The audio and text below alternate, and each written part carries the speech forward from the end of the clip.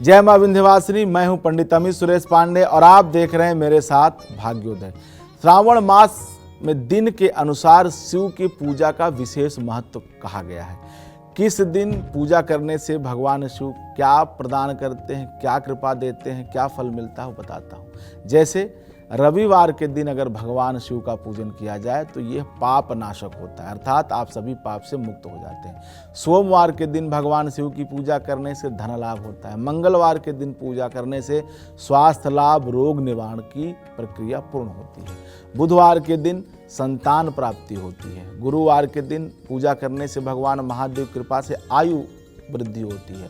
शुक्रवार के दिन भगवान शिव का पूजन करने से इंद्रिय सुख अर्थात जो सांसारिक उपभोग ऐश्वर्य की सामग्री है भगवान शिव की कृपा से प्राप्त होती है। शनिवार के दिन भगवान शिव का पूजन आराधना करने से सर्व प्रकार के सुख प्राप्त होते हैं।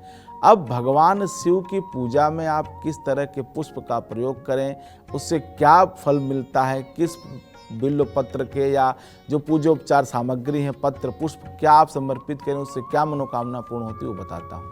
जैसे बिल्व पत्र अगर भगवान शिव पे आप समर्पित करते हैं तो जन्म जन्मांतर के पापों से आपको मुक्ति मिल जाती है। सभी प्रकार त्रिजन्मम त्रिधायुधम, 3 जन्मों के पाप, 3 प्रकार के पापों से एक बिल्वार्पण शिवार्पणम, एक बिल्व पत्र अगर आप अर्पित कर देते हैं तो आपको 3 जन्मों के पापों से मुक्ति मिलती है। बिल्व पत्र की इतनी महिमा हमारे शास्त्रों में कही गई है।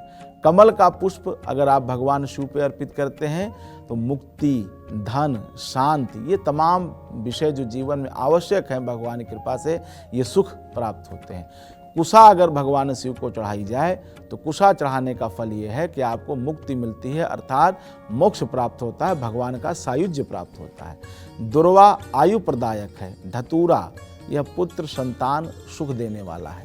आँख का पुष्प चढ़ाने से प्रताप वृद्धि अर्थात व्यक्ति का ताकत बढ़ती है, शक्ति बढ़ती है, प्रतिष्ठा बढ़ती है।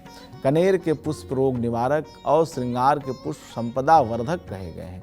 समी पत्र जो कि शनि देव का वृक्ष कहा जाता है, यह पाप नाशक है, रोग नाशक है।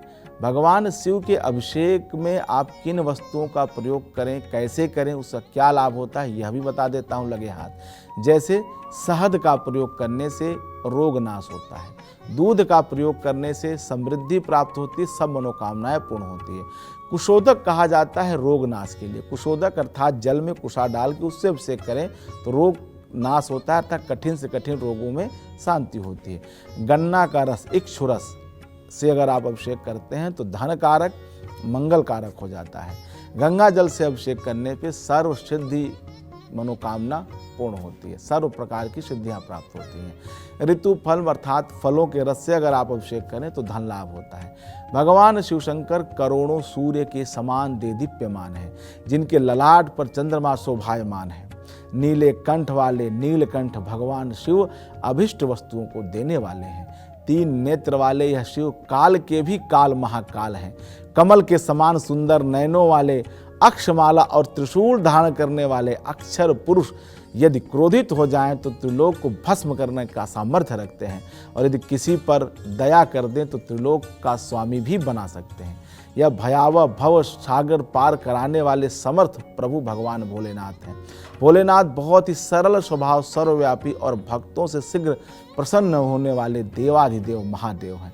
उनके सामने मानव क्या दानव भी वरदान मांगने आए तो उसे भी मुंह मांगा वरदान भगवान शिव दे देते हैं। तनिक भी संदेह नहीं करते, अपने भक्तों पे समान रूप से कृपा करने वाले देवाधिदेव महादेव हैं।